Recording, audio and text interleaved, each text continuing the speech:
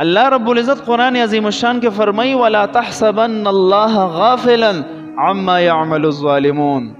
الله رب العزت د ظالمانو د ظلم نه بے خبر نه دی. الله ویني د ظالمانو ظلم هم، خو زموستا خاموشیم ویني.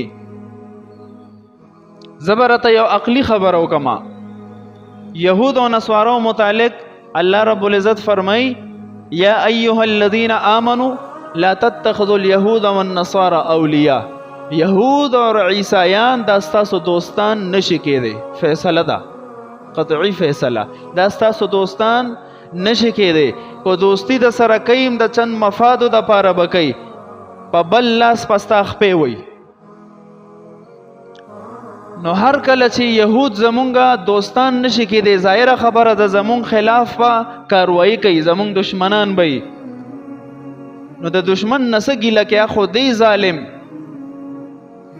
ګیله خو زه د خپل مسلمان رور نه کومه چې د قوت باوجود په ظلم خاموش پاتې کېږي.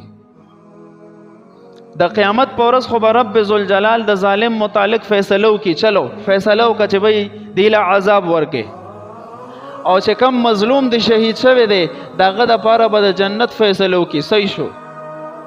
دنیا کې خو ظلم تکلیف برداشت کو، خو آخرت کې به الله دې ته لوی مقامات ورکړي، شهیدان شو. خو دا کم خلق چې په ظلم خاموش دي د دې متعلق ته څه خیال دی؟ کو زمونږ هم فیصله وشوه د ظالمانو سره، خو تباه برباد شونو. الله رب العزت کامیاب سړی هغه چاته وی وادخل الجنة فقد فاز، چې جنت ته داخل شو دا کامیاب دی. نو کو جهنم فیصله مشو نو ناکام شو، تباه شو. د کفارو د پاره خو د جهنم فیصله ده، د شهیدانو لپاره د جنت فیصله ده. دا څوک چې په ظلم خاموش دي د دې بس کېږي. لک لمحه فکریه د وی په خپل گریوان کې سوچ وکړو، اطراف ته وګوره د مسلمان وینه تویږي،